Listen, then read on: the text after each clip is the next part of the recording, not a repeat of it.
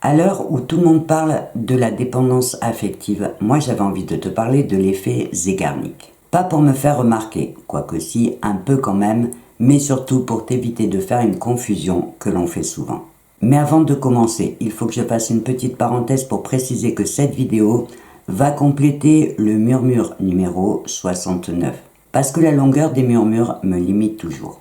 Il faut reconnaître que c'est un bon exercice pour apprendre à dire un maximum de choses en un minimum de temps. Mais il faut aussi reconnaître que certains sujets méritent plus de 3 minutes pour être bien traités. Le format murmure, c'est plutôt une entrée en matière émotionnelle douce qui touche directement au vécu intime. C'est un moment où je me pose à côté de toi pour valider tes ressentis et t'apporter des pistes de réflexion pour essayer d'apaiser ton cœur. Alors que le format vidéo longue, c'est l'approfondissement rationnel et scientifique qui va plus loin.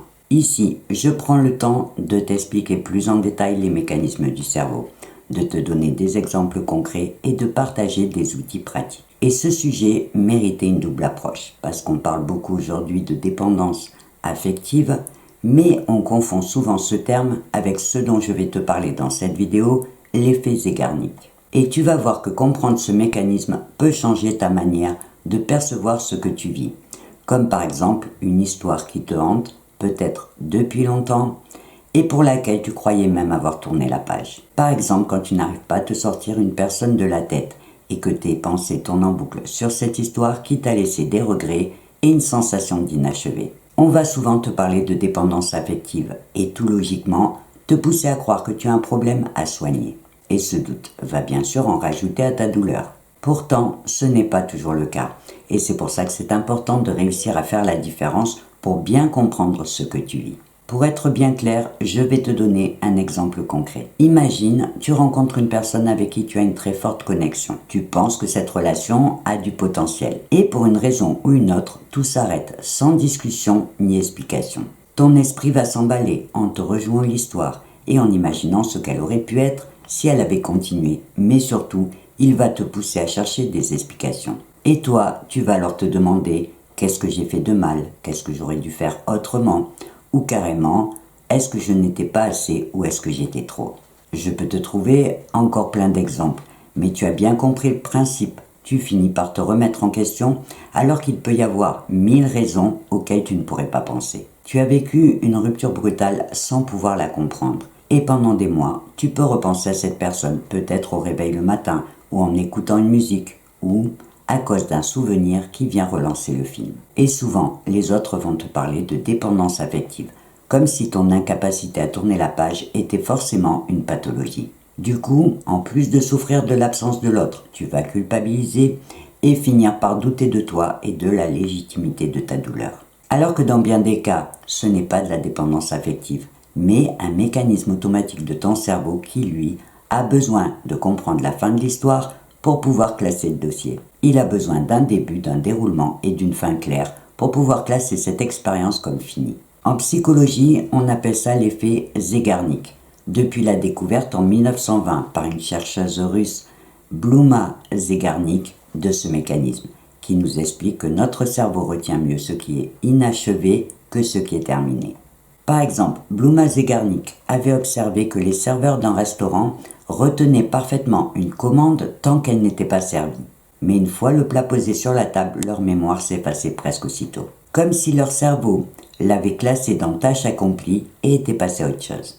Et ça se passe de la même façon avec les histoires qui ont laissé une sensation d'inachevé parce qu'elles n'ont pas eu de fin claire. Même une rupture douloureuse s'apaisera plus vite qu'une histoire qui restait sans vraie fin et qui continuera à être active dans notre esprit tout simplement parce que le cerveau ne pourra pas fermer le dossier. Et depuis, beaucoup d'autres recherches ont confirmé ce mécanisme. Par exemple, une étude a démontré que les étudiants retiennent mieux des exercices interrompus plutôt que ceux qu'ils ont terminés, ou que les spectateurs d'une série télé restent plus facilement accrochés sur un épisode qui finit par un suspense. En clair, on sait que le cerveau déteste l'inachevé et qu'il réclame une conclusion. Et bien sûr, quand ça touche à l'affectif, c'est encore plus fort, parce que ce n'est plus seulement une question de logique, mais aussi d'émotion. Un projet de relation qui tombe à l'eau, un silence après un début d'histoire, ou carrément une rupture sans explication laisse un vide, un manque d'explication que le cerveau va chercher à combler. Et donc, Ton incapacité à tourner la page ne vient pas d'un manque de volonté, mais d'un mécanisme naturel de ton cerveau. Maintenant, attention, il est aussi important de bien savoir faire la différence entre cet effet Zeigarnik et la vraie dépendance affective. Donc en version courte et simple, l'effet Zeigarnik est un mécanisme cognitif universel qui peut toucher tout le monde, même les personnes les plus confiantes. C'est directement lié au contexte, puisqu'il se déclenche quand une histoire n'a pas eu de vraie fin. Alors que la dépendance affective est une pathologie avec un schéma relationnel profond qui entraîne souvent la peur de l'abandon, le besoin constant de validation des autres ou la répétition de relations douloureuses. C'est plus lié à l'estime de soi et souvent à des blessures de l'enfance. En clair, la dépendance affective, c'est structurel, alors que l'effet Zeigarnik, c'est contextuel. La différence est clairement identifiable et pourtant, la confusion reste fréquente. Tout simplement parce que l'expression dépendance affective est devenue un peu fourre-tout dans notre langage courant. Sauf qu'en les mettant dans le même sac, on risque de croire qu'on a une pathologie à soigner alors qu'on est juste victime d'un mécanisme naturel de notre cerveau. Alors, dans cette vidéo, on va rester sur l'effet Zeigarnik pour voir ensemble comment on peut l'apprivoiser et mieux le gérer. Et la dépendance affective étant considérée comme une pathologie, elle demande souvent l'aide d'un professionnel pour être soignée. Par contre, l'effet Zeigarnik peut être plus facilement apprivoisé grâce aux 5 étapes que je vais partager maintenant avec toi. La première, c'est tout simplement de prendre le temps de poser des mots sur ce qu'on ressent pour réussir à comprendre ce que l'on vit. Écris tout ce que tu aurais voulu dire ou faire, les phrases que tu n'as pas pu dire, les espoirs que tu avais et les regrets que tu ressens aujourd'hui. Ce petit exercice va aider ton cerveau à externaliser, un peu comme si tu sortais tes pensées de ta mémoire de travail. La deuxième étape, ça va être de créer une rupture symbolique pour remplacer celle qui n'a pas eu lieu en vrai. Et tu peux choisir de le faire de plusieurs façons. En écrivant une lettre que tu n'enverras pas, en mettant tous les souvenirs dans une boîte que tu ranges. C'est un moyen de poser un geste symbolique qui pour toi doit signifier « je clôture ce chapitre ». Et on sait que le cerveau réagit très bien aux gestes symboliques, tout simplement parce qu'il donne une meilleure cohérence émotionnelle. La troisième étape va être de remplir ce vide laissé par cette histoire inachevée pour qu'elle ne devienne pas un gouffre. Plus tu vas occuper ton cerveau avec des expériences qui te font du bien, des activités qui te ressourcent, et moins il aura le temps de ruminer. D'un point de vue neuroscientifique, tu vas tout simplement créer de nouvelles connexions neuronales qui petit à petit vont affaiblir les anciennes liées à la douleur de cette histoire. La quatrième étape, c'est d'apprendre à cultiver ce qu'on appelle la patience active. Tu peux choisir de garder l'espoir de retrouver cette personne un jour, si tu y tiens vraiment, mais sans t'enterrer dans une tristesse et une peine permanente. Et oui, contrairement à ce qu'on va te dire souvent, rien ne t'oblige à tirer un trait définitif sur cette histoire. Par contre, tu dois continuer à vivre, à sourire et à avancer malgré l'attente. Enfin, j'ai rajouté une 5e étape pour te rappeler d'être doux avec toi-même.